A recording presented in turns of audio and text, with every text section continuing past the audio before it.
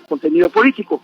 El punto final que el Ejecutivo Federal planteó con relación a investigar a sus antecesores, ¿es válido o no? El Ejecutivo Federal vivió en su momento como jefe de la Ciudad de México la embestida del Poder Judicial. Esto a partir de que él fue víctima de la indagatoria relativa al Encino. Ustedes recordarán que ese fue un predio que expropió el gobierno de la Ciudad de México allá por el 2002. El secretario de gobierno era Otis Pinchetti, quien actualmente es el titular de la FEPADE, de la Fiscalía Especializada para la Atención de Delitos Electorales. ¿Por qué sí o por qué no enjuiciar a los expresidentes de México?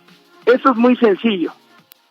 El pueblo, dice el presidente de la República, es el que se debe manifestar por ello.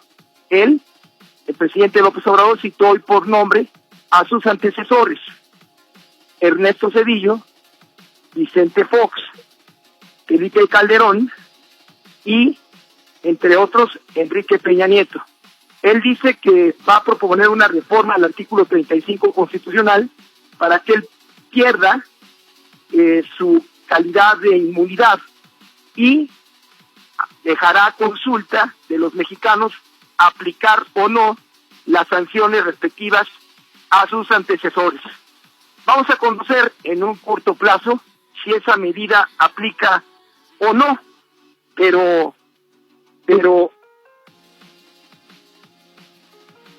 los mexicanos convocados por el Ejecutivo Federal, los que decidiremos en una consulta en el corto y mediano plazos si esto procede o no. Si le preguntara a ustedes, amigas y amigos de la audiencia, esta mañana, al ser convocados por el presidente López Obrador a expresarnos en una consulta respecto a procesar a aquellos exmandatarios que incurrieran en delitos de corrupción, ¿qué dirían ustedes? Claro, esta no es la fuerza del Ejecutivo Federal, pero sí es la de ABC Radio, y ABC Radio le invita para que a través del 55 18 77 60 usted decida hoy, y nosotros lo llevamos a la mañanera como resultado de esta consulta que ABC Radio abre con ustedes. ¿Es conveniente o no procesar a los expresidentes de México, particularmente a quienes se acusa de estar involucrados en temas de corrupción? 9 de la mañana con 3 minutos.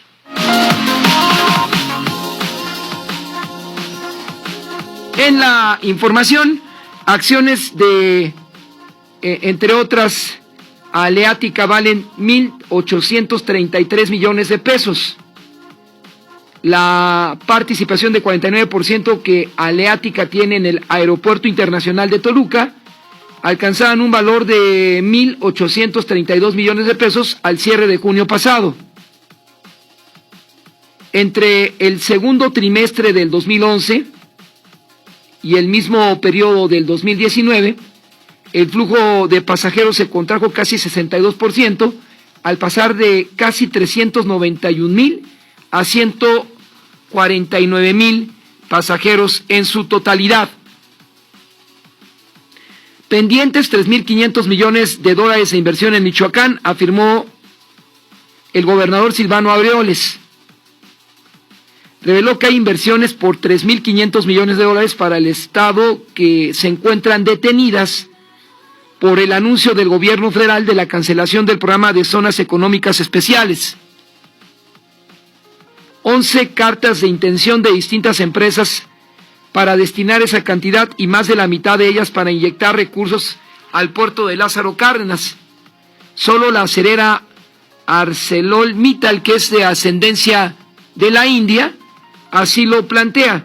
Tiene en proceso de inversión 650 millones de dólares, dijo el Ejecutivo Estatal. La agenda turística debe estar arriba de la política, afirma Alejandro Sosaya. Él es el titular de Apple Leisure Group, el mayor operador de viajes, todo incluido de Estados Unidos a México.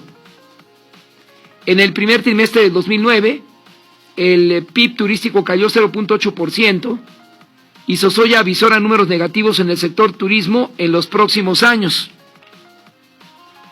rechazarán más recortes al sector salud. Esto en el presupuesto 2020, porque el año pasado, cuando el Ejecutivo Federal actual recibió esa iniciativa, entonces el paquete económico 2019 para su ejecución ya fue tarde, y por lo tanto el presupuesto, en lugar de acuerdo con la ley de responsabilidad hacendaria, se aprobara antes del 15 de octubre, esto se cumplió, pero con cierta demora. Ahora no va a suceder. Son las 9 de la mañana con 6 minutos, 55 18 77 60. La pregunta surgió hoy de la mañanera. ¿Está dispuesto el pueblo de México, a través de la figura de una consulta, a llevar a juicio a los expresidentes de México? Carlos Salinas de Gortari, los que viven, Ernesto Zedillo Ponce de León, Vicente Fox Quesada, Felipe de Jesús Calderón Hinojosa y Enrique Peña Nieto, en la eventualidad que los mexicanos descubran que hay ilícitos o desvío de recursos en sus presidencias.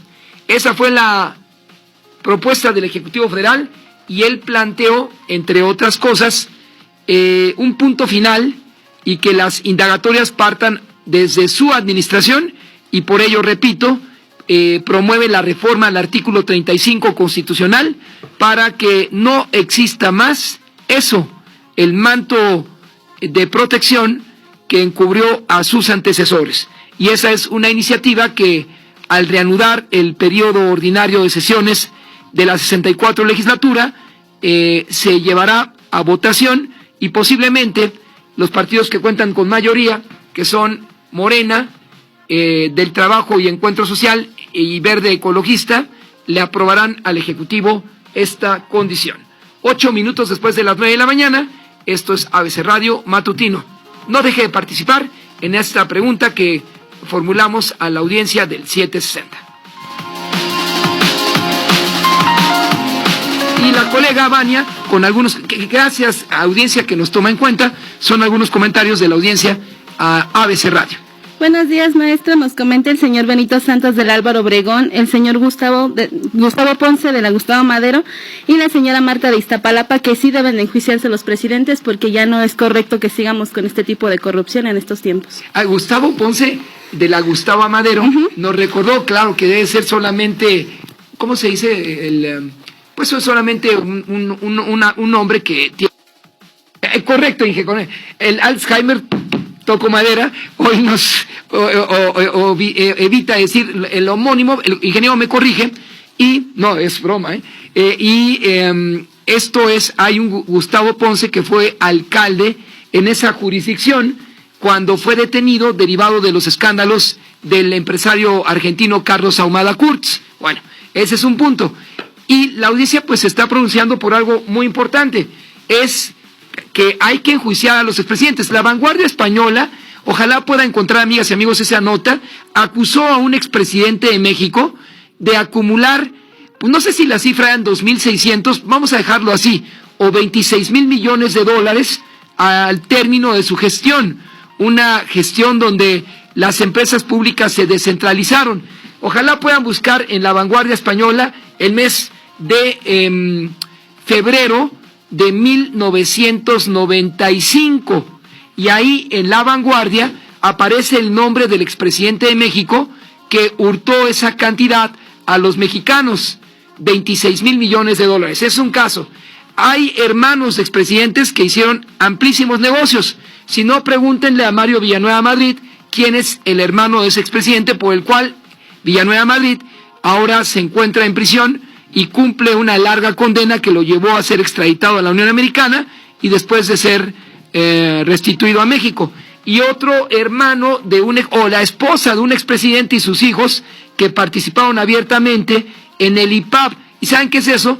Que le remataban los bienes inmuebles que le confiscaron a los mexicanos que no podían pagar, incluido su servidor, en el año de 1995, algún bien, o que lo hicieron vendiendo hasta lo que ya sabe. Bueno, pues a todos ellos les quitaron sus bienes, se fueron al Fobaproa, después IPAB, y de acuerdo con, hay un señor que fue oficial mayor de Cuauhtémoc Cárdenas de manera efímera, Jesús González Esmal, para que vean que de vez en cuando también hay cabeza o hay materia gris, ingeniero. El ingeniero dice, no, pues ya se le está olvidando todo, pero no, ingeniero, hoy te equivocaste en la mañana. Por lo menos Jesús González Esmal era el oficial mayor de Cuauhtémoc Cárdenas, quien después fue diputado federal de Movimiento Ciudadano, y él dijo que los hijos de Marta Sagún se hicieron beneficiarios del IPAB, y entonces estos, en términos muy sencillos, se robaron porque el gobierno les favoreció. ¿Ahí lo tienes? ¿Lo de los hijos de Marta Sagún? Ah, no, esa es otra nota. Entonces, son las notas que se debe usted conocer haciendo un poco de historia reciente. 9:11 minutos. No se vaya porque hoy platicaremos vía telefónica con el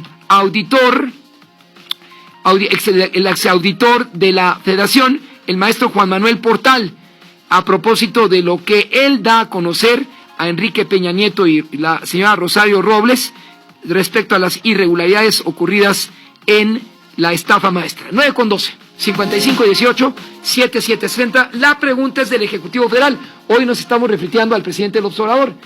¿Es correcto que a través de una consulta pública los mexicanos, el ingeniero Bania, Federico, que está aquí, o ustedes, amigas y amigos de la audiencia, podamos pedir al Congreso de la Unión y al Ejecutivo Federal que se sancione y se aplique extinción de dominio, esto lo agregamos nosotros, a los expresidentes que hurtaron a México? Si es que eso es real, tal vez Salinas no le hurtó nada a México y sea una falsedad y Salinas pueda emprender una demanda contra quien lo esté difamando, aunque el ingeniero quede sorprendido.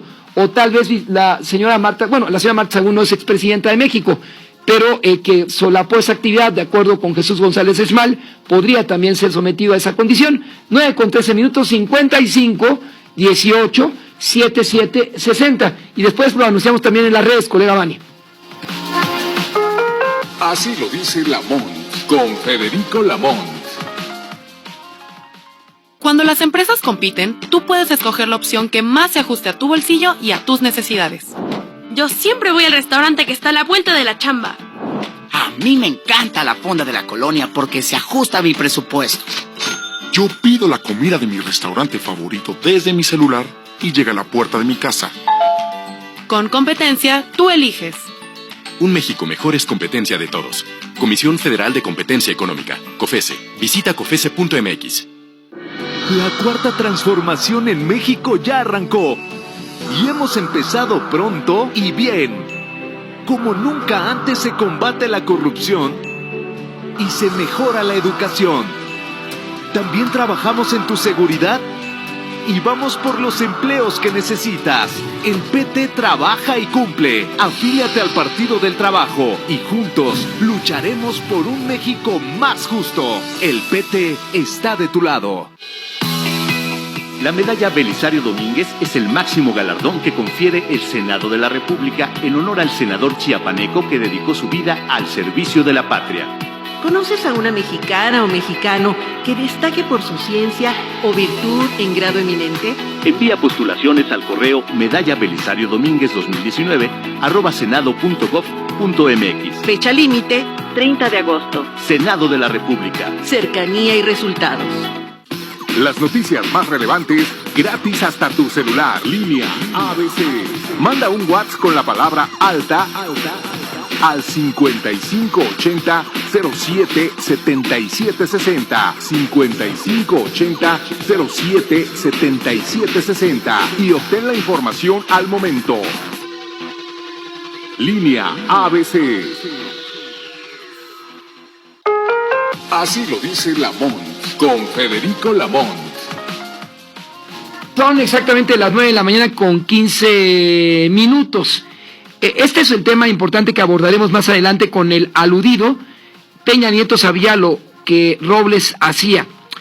Juan Manuel Portal, ex titular de la Auditoría Superior de la Federación, afirmó que el Ejecutivo Federal conoció las contrataciones irregulares registradas en la Sedesol y la Sedatu cuando Rosario Robles estuvo al frente de esa dependencia, y junto con ella Ramón Susamontes Herrera Moro, Ramón Sosamontes Herrera-Moro, hay que aprenderse bien ese nombre para denunciarlo periódicamente.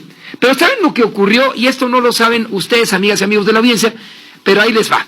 Hace unos días nos platicaba una colega periodista que fue a entrevistarse con Rosario Robles antes de que fuera detenida y enviada a Santa Marta, Acatitla. Rosario Robles le dijo, a pregunta de la colega, oiga, maestra, ¿no teme usted que en cualquier momento haya una acción de la justicia en su contra? Y la respuesta fue, no, porque yo tengo varios archivos que demuestran el apoyo que di a autoridades del gobierno de la Ciudad de México, o como titular yo de la Ciudad de México, mientras ellos eran dirigentes de partidos políticos. Eso dijo, eso expuso Rosario Robles, y no fue la primera, cuidado ahí. Mi querida Vania, ¿todo bien? Ahí está bien. En fin, todo bien, ¿verdad, Vania? Sí, ahí está. Es que estaba muy emocionada con lo que Rosario Robles decía a una colega periodista. Yo tengo información comprometedora que en su momento pondré o daré a conocer a todos los medios. Aparentemente Rosario Robles ya no lo hará porque se encuentra en Santa Marta, Acatitla, pero ese era la patente de corso a través de la cual Robles Berlanga se mantenía firme ante lo que era obvio, una posible consignación. Hoy el titular de la Unidad de Inteligencia Financiera de Hacienda afirmó, Robles está en prisión por sus actos. El titular de la Unidad de Inteligencia Financiera así lo expuso. Y en un momento vamos a conocer la versión en ABC Radio 760 del Cuadrante del extitular de la Auditoría Superior de la Federación, para ver qué es lo que él, Juan Manuel Portal, dijo a el expresidente con relación a las irregularidades registradas en Cedesol y Sedatu. Él dio una entrevista a un medio nacional, pero lo hará en breve con ABC Radio, en el que detalló los casos de corrupción y afirmó que no se hizo nada, a pesar que mantuvo alrededor de 4 reuniones con Rosario Robles para discutir las irregularidades de la Auditoría Superior. Había encontrado en las contrataciones con universidades y entes públicos. Ella insistía en que todo estaba bien. Le advirtió a Robles que lo que se estaba haciendo en Cedesol era un delito y que lo dejara de hacer. Me dijo, ya no lo vamos a hacer. Se va a Sedatu y otra vez lo mismo. Eso fue lo que comentó en su momento el auditor de la Auditor Superior de la Federación. Y ahí está la prueba contundente.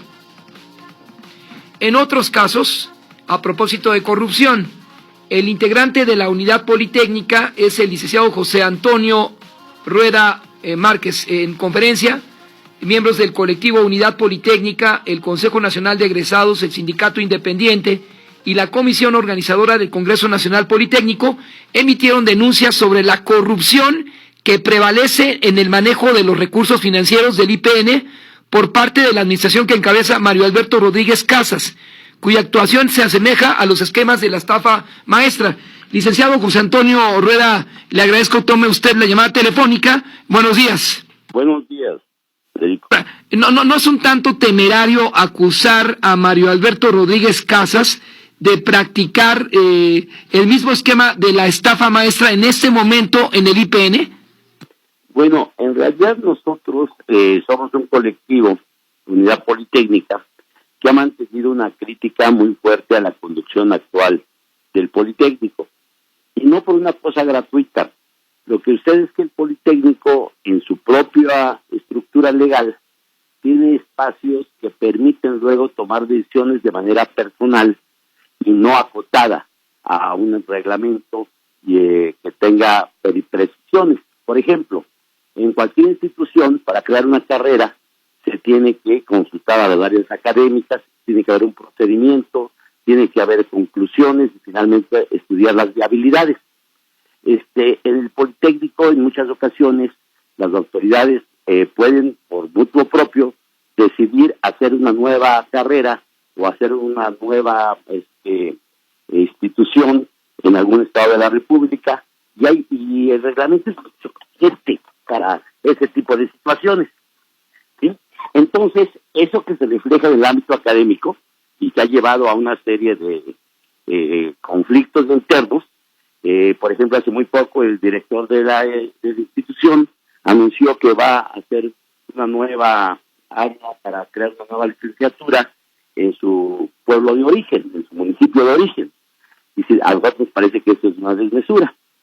Pero en el ámbito administrativo, más que estar nosotros señalando, porque no tenemos la investigación en las manos, que hay ya en este momento desviaciones de recursos, o que hay ya fraudes, o que hay simulaciones de contratos, lo que decimos es que vivimos un régimen de total opacidad y que hay muchos indicios de que las cosas no están funcionando debidamente en la institución. A ver, pero la denuncia es contra el director del IPN o contra quien lo maneja, porque usted sabe, usted lo ha denunciado, que Enrique Villa Rivera, un exdirector del IPN, a quien puso ahí Felipe Calderón y fue ratificado por Calderón, hasta antes del paso de otra directora pues muy controvertida como Yoloxótl. ¿Es la denuncia de ustedes contra Villa Rivera o Mario Alberto Rodríguez Casas por su filiación al PRI y el PAN? Bueno, lo que nosotros hemos señalado, que en el Politécnico tiene años que hay un grupo que lo encabeza Villa Rivera, y que a partir de Villa Rivera ha incidido en la institución sistemáticamente. Y el problema se refleja específicamente con una absoluta opacidad en el manejo de los recursos. Les pongo varios ejemplos. Primer ejemplo, el asunto de los edificios dañados por el sismo que tuvo el país hace algunos años, 3 años. Se cuantificó ese daño, se plantearon las posibilidades de que se iban a entregar esas obras en determinado plazo, y lo que hemos tenido es que los montos del daño han ido creciendo, y sin embargo los resultados de entregar los edificios hasta la fecha, después de cambiar una y otra vez los momentos en los que se iban a entregar sus edificios, no se han entregado.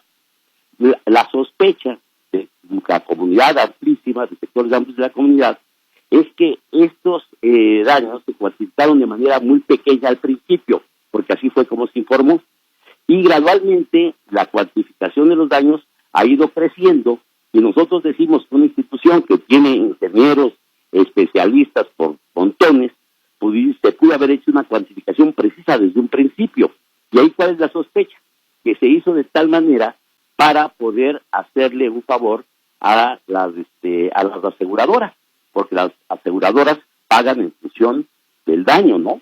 Y sin embargo, hoy pues, es un espacio donde no hay claridad, ¿no? Como ese, hay otra serie de cuestiones del fideicomiso.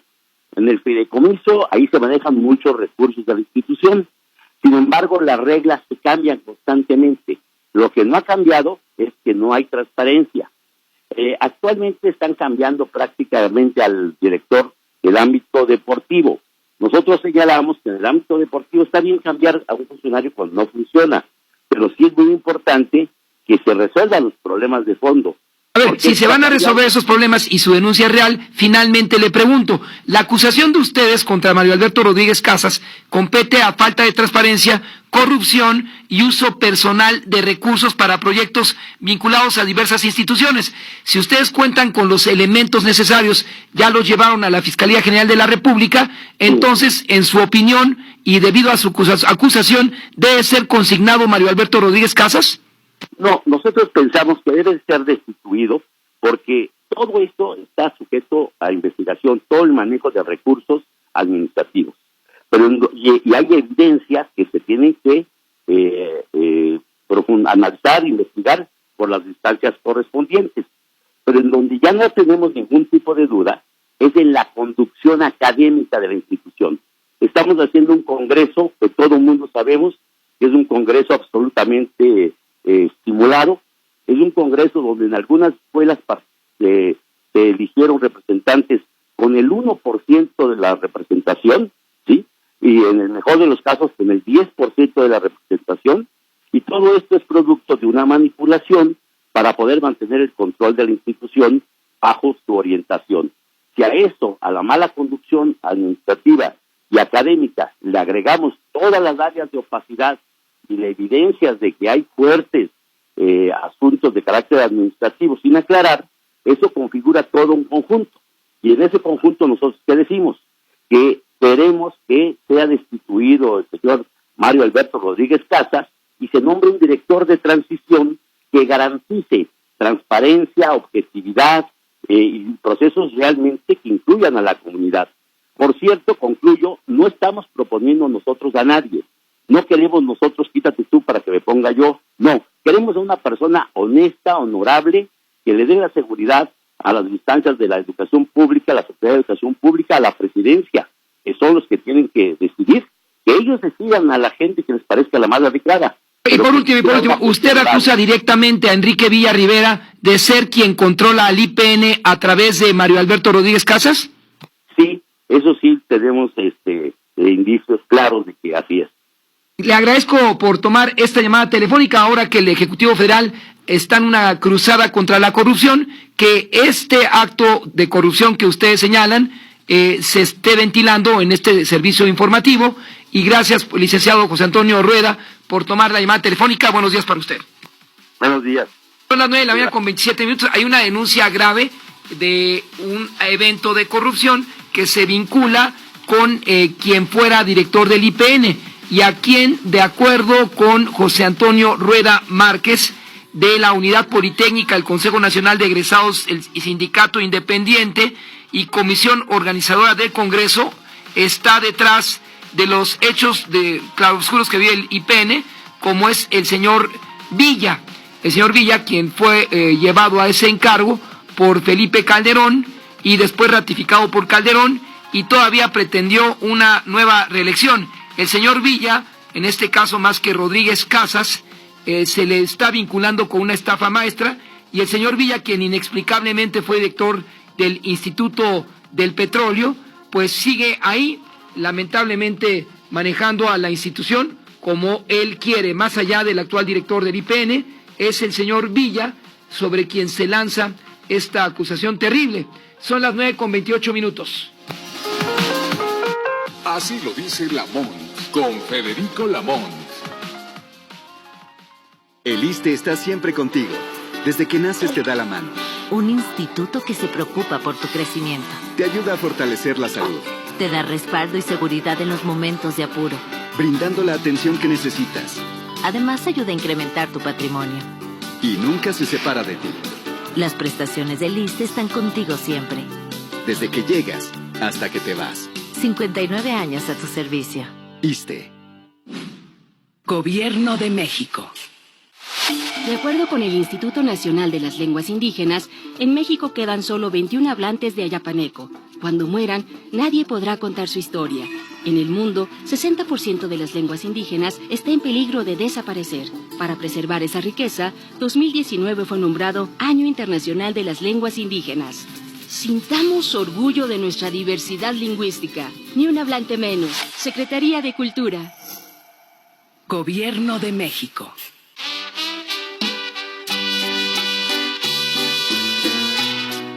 Cuarto Festival Mundial del Bolero, la más destacada celebración internacional del romanticismo latinoamericano en 3 diferentes conciertos. 23 al 25 de agosto de 2019. 7 de la noche, Teatro de la Ciudad, Esperanza Iris. Cuarto Festival Mundial del Bolero. Boletos en taquilla y Ticketmaster.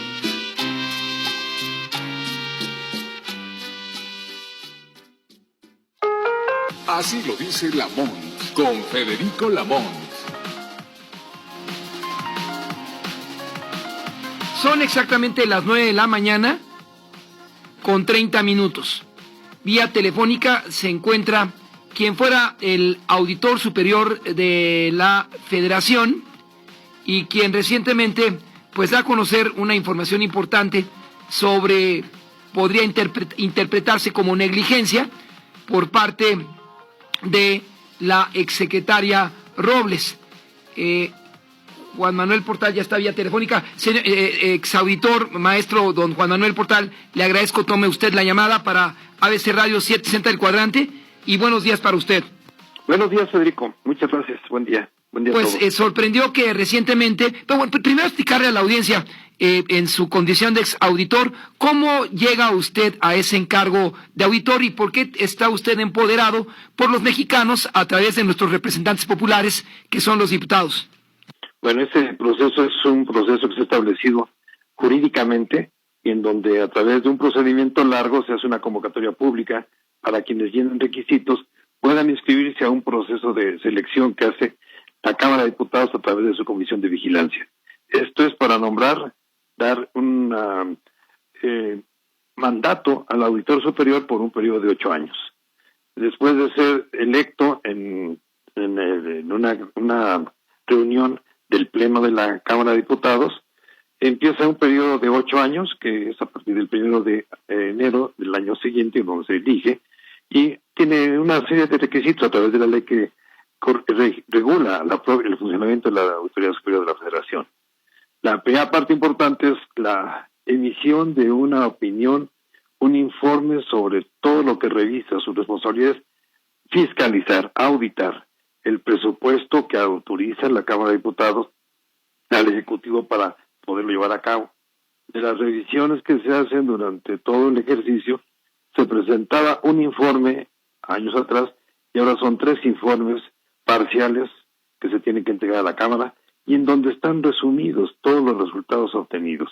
Aquí lo importante es que en el momento en que los diputados reciben del Auditor Superior esos informes, en ese mismo momento la Auditoría Superior debe de subir a su página el monto total de las revisiones efectuadas, todas las auditorías efectuadas, así como los principales resultados que están en los informes.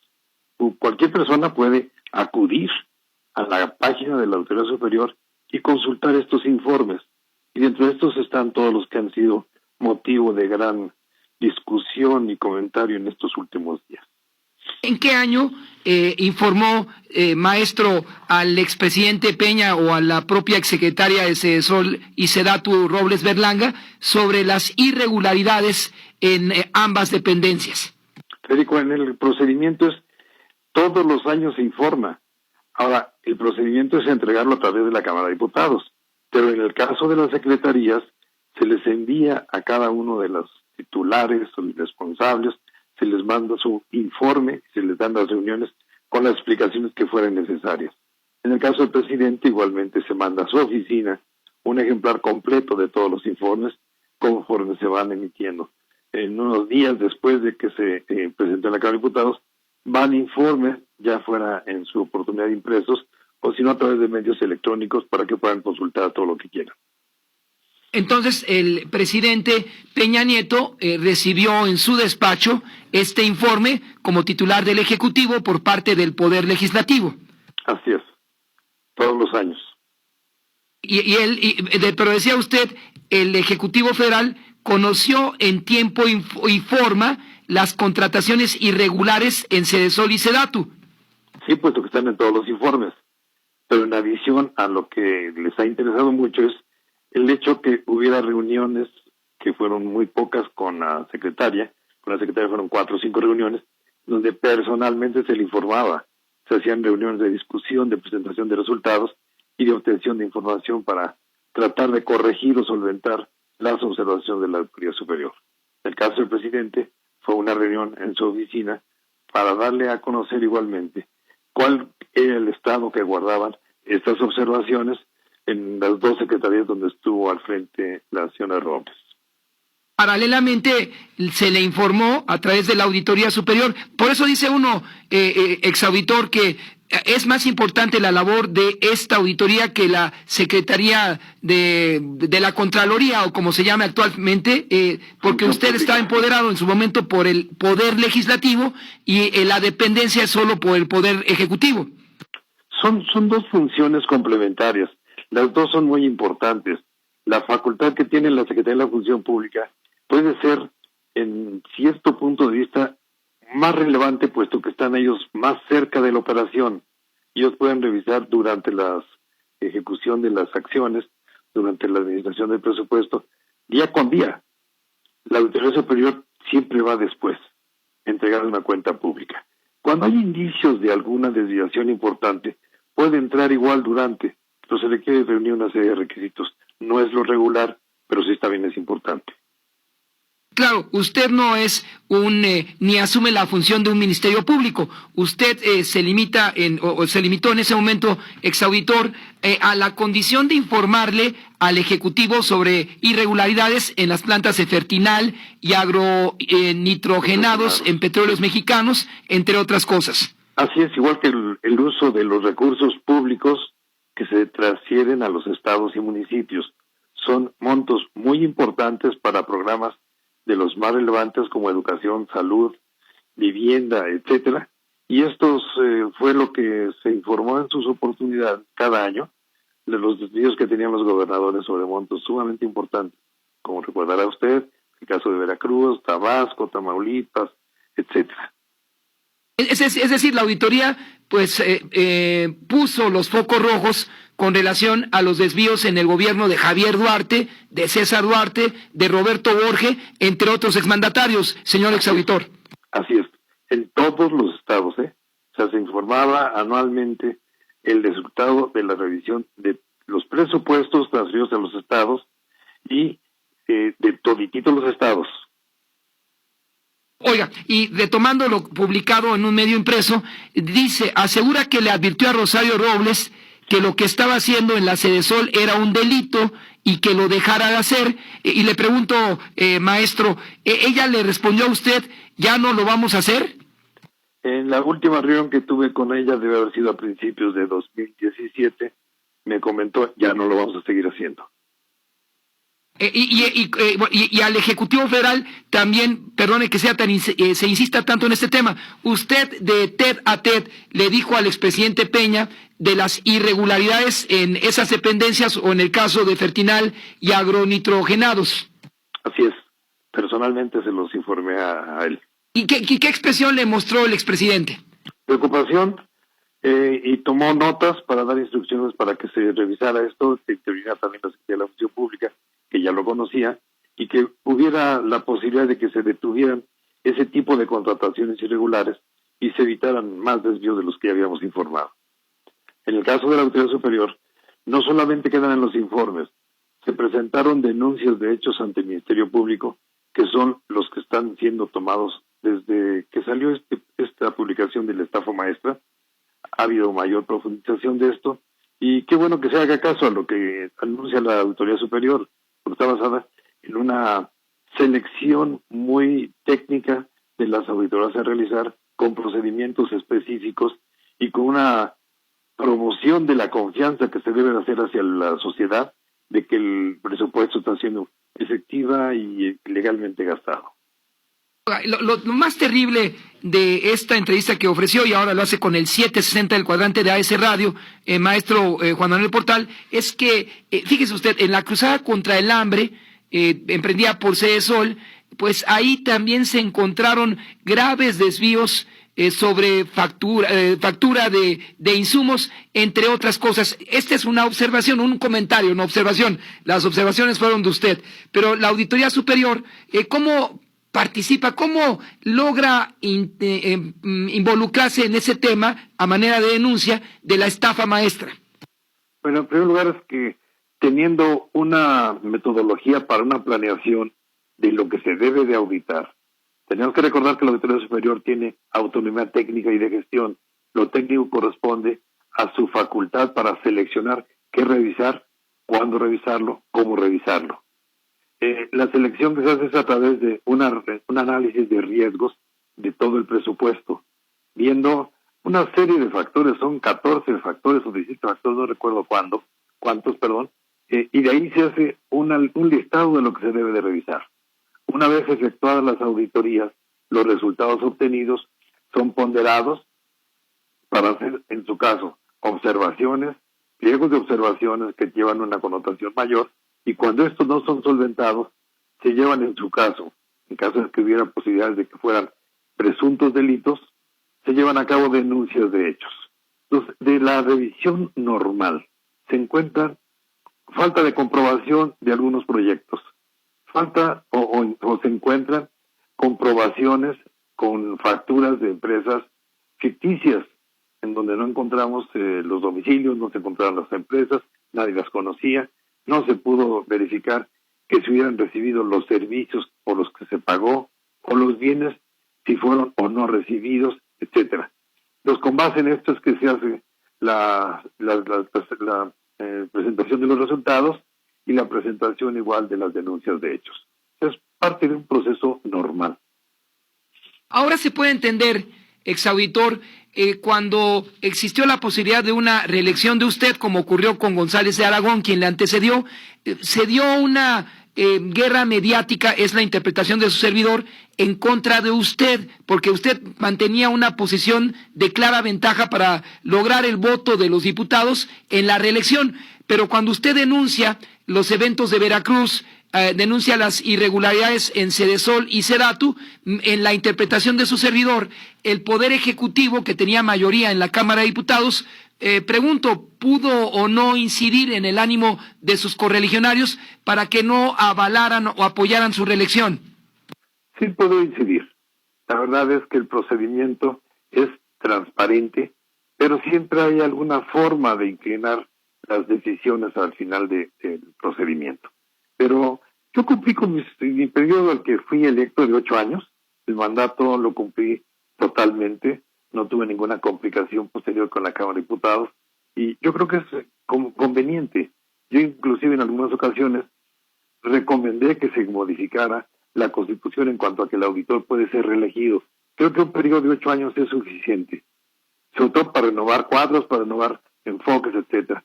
Por lo tanto, yo estoy muy satisfecho de que hubiera resultado como ocurrió. Y finalmente, recapitulando, auditor, exauditor, agradeciendo el tiempo que dispone para ABC Radio 760 del Cuadrante, pero me llama mucho la atención que le hagan la pregunta, ¿cuándo y dónde se reunió con el expresidente? Ya nos respondió, y decía que en ocasiones, le preguntaba a usted, ¿cómo vamos? Regular, presidente, tengo varias cosas que me urge comentarle. Él le decía, háganle una cita. Entonces, en su perspectiva, maestro, ¿el presidente está solapando algo? ¿Es parte él de esa corrupción por la cual ahora en Santa Marta, Catitla, radica Rosario Robles, o el exdirector de Pemex es requerido para una extradición si es que se encuentra en Austria, o su mamá detenida, y lo que siga más adelante, maestro Juan Manuel Portal? Yo lo que creo es que el presidente, como cabeza del Ejecutivo, tiene un cuerpo de colaboradores que son las secretarías de Estado, en donde a cada una de ellas delega parte de la función global del Ejecutivo. Son responsables los titulares. Al usar la palabra solapar me cuesta trabajo afirmarla. Yo sí creo que él estuvo enterado, y los secretarios correspondientes o directores o titulares de las empresas eran responsables directos. Ahora, ¿qué complicación se tiene? Normalmente nunca firman nada a ellos de las cosas que son comprometedoras. Siempre delegan esto para sus segundos, como son los oficiales mayores o algunos directores generales o titulares de unidad. Entonces, el caso es que no me preocupa a mí tanto que la gente vaya a la cárcel, sino que se investigue dónde quedó el dinero. Son muchos pesos, miles de millones de pesos que se desviaron, se perdieron, y yo pregunté, ¿y la cruzada contra el hambre para qué sirvió? Para nada. Fue gasto inútil, gasto que parece que había sido previsto para dónde llevarse el dinero. Así que yo creo que es importante que se continúe con las investigaciones. Finalmente, agradeciendo su disposición, maestro, pues solamente preguntarle, usted podría sugerir, recomendar a su sucesor, al Poder Ejecutivo en el ámbito de un órgano que es o está encomendado por el Poder Legislativo, incrementar o fortalecer los controles de confianza? Así es. La parte de fortalecimiento del control interno es sumamente relevante. Esto es una forma de preventivamente evitar que sucedan las cosas. Es una forma de impulsar lo que es una cultura de la legalidad, una cultura del control, una cultura de la transparencia. Hay que impulsar el control interno, pero Yo lo he recomendado así, generalmente. Hasta ahí llega mi papel. Yo actualmente soy un ciudadano como usted y como todos los demás, y no tengo ya ninguna facultad más que, pues sí, la responsabilidad de informar lo que yo conocí.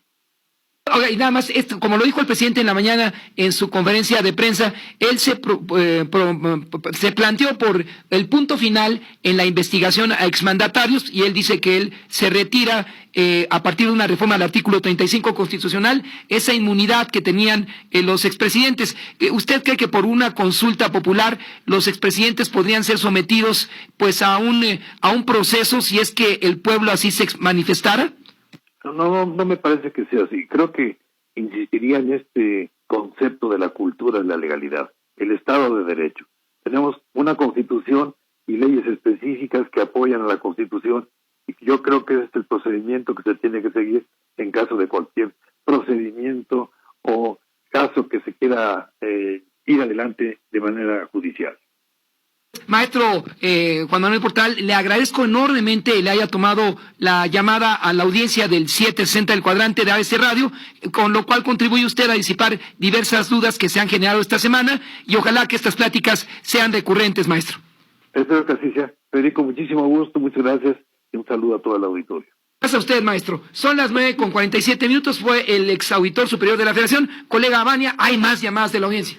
Nos escucha también el señor Damián Maestro de la Alcaldía de Tláhuac, que dice que sí se deben procesar a los presidentes porque no es posible que hayan hurtado grandes cantidades de dinero y sigan así teniendo su vida de lujo. Y fíjese, mi amigo, la denuncia de la vanguardia española, además el presidente de la Madrid por su nombre, bueno, ya se puede hablar mal de él porque, bueno, no es que se hable mal de él, pero Jack Anderson, sí, ingeniero, Jack Anderson, el ex corresponsal del Washington Post en México, fue quien lo denunció, y nunca demandó el otro extinto Manuel Alonso, a Jack Anderson. Pero cuando Miguel de la Madrid, amigas y amigos de la audiencia, por aquello que digan que de la Madrid fue muy probo, no es cierto. Y si no, Jack Anderson lo estará pagando en el infierno, si es que hay infierno, o ahí en los bardos, para quien sea más metafísico. En fin, Jack Anderson dijo, antes de que de la Madrid fuera el 30 de mayo de 1984 a comparecer en el Congreso estadounidense, que de la Madrid había desviado 108 millones de dólares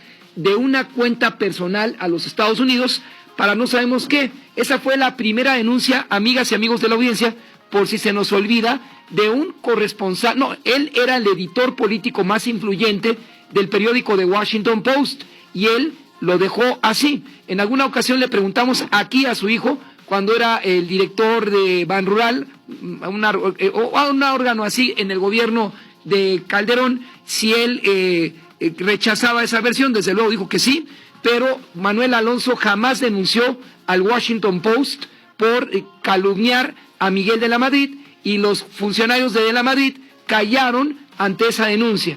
9:49, el tema lo planteó el Ejecutivo Federal, y este reportero lo pone en la mesa con ustedes, amigas y amigos de la audiencia. Deben ser procesados los expresidentes de México a partir de una consulta pública que hoy dejó entrever el presidente López Obrador. Así lo dice Lamont, con Federico Lamont.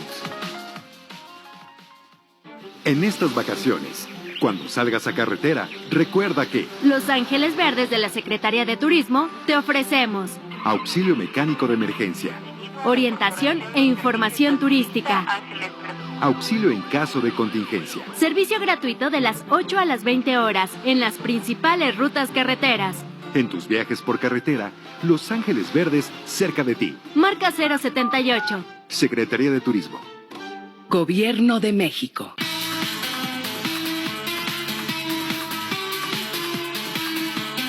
Grupo ABC Radio, 24 estaciones.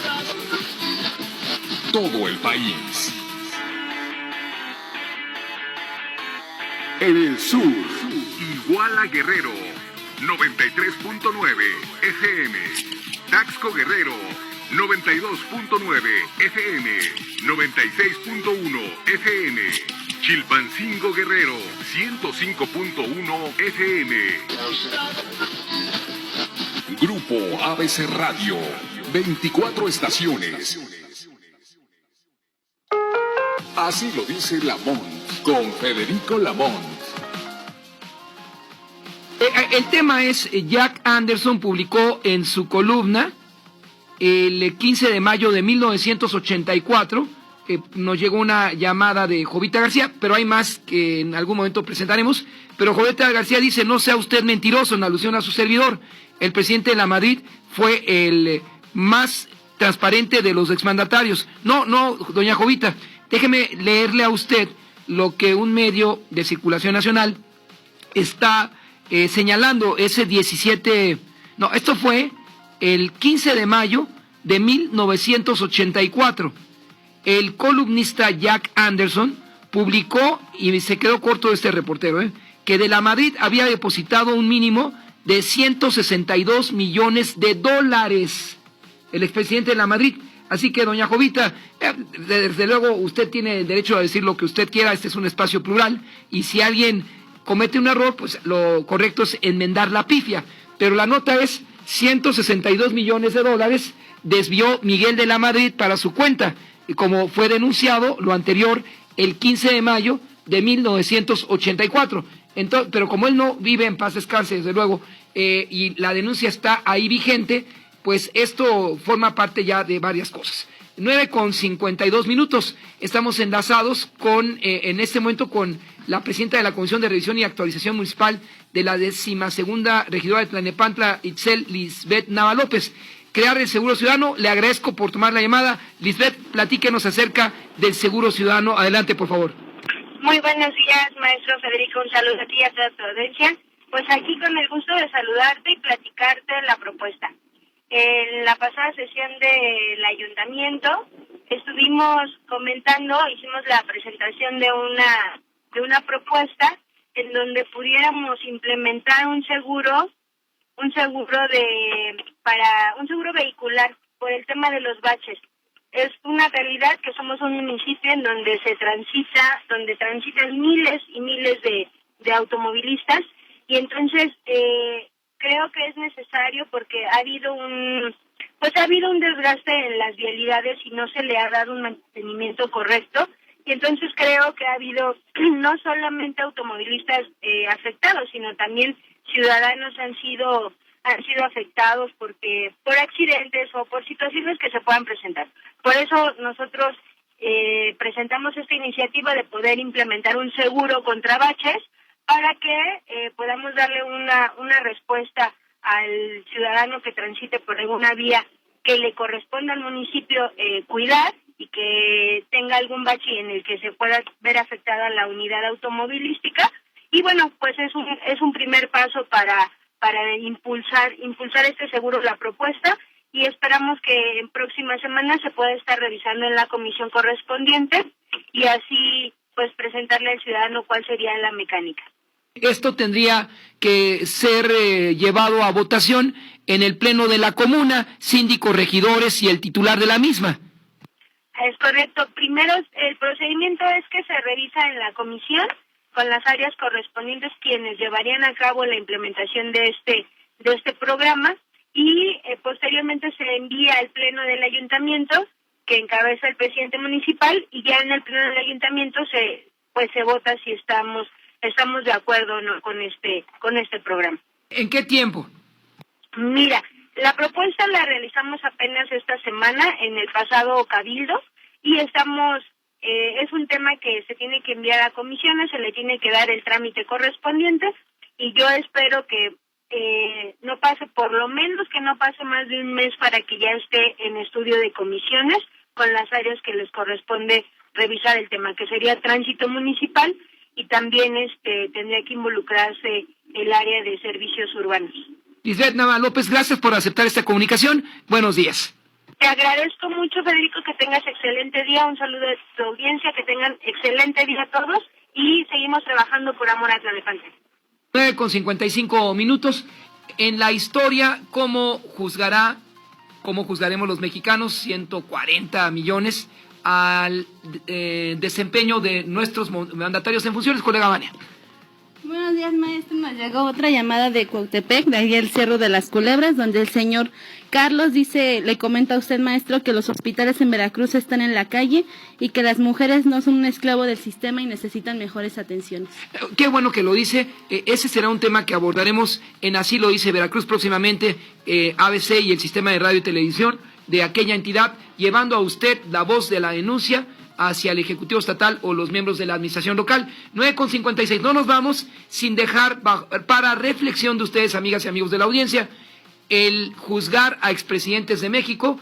¿Cuándo sería la consulta popular? Esa sería un planteamiento que ABC expondrá en su momento al Ejecutivo Federal. Y, además de ello, no olvidar que hay una denuncia, o se presentó el 14 de mayo de 1984, de frente al presidente de la Madrid, cuando visitó Washington, Jack Anderson, un destacado columnista del periódico The Washington Post, le dijo, expresidente o presidente de la Madrid, explique dónde están esos 184 millones de dólares que usted desvió de las arcas de sus contribuyentes. Y esa es la historia recurrente. Usted paga impuestos, Hacienda nos dice, y a su servidor también cada mes, le invito a pagar, hay que hacerlo desde luego, jamás dejaremos de pagar impuestos, pero ahora la autoridad también debe aplicar extinción de dominio a expresidentes de la República que saquearon al país. Ese es otro tema. 9:57. Gracias, ingeniero, por tu apoyo en este servicio informativo. Gracias a Vania en la coordinación,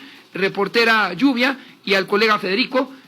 Seguimos con el programa El Ángel de la Salud y siga usted con la variada e incluyente programación de ABC Radio 760. Mejor fin de semana. Así lo dice Lamont. Escuchas ABC Radio 760 AM, al aire y en vivo.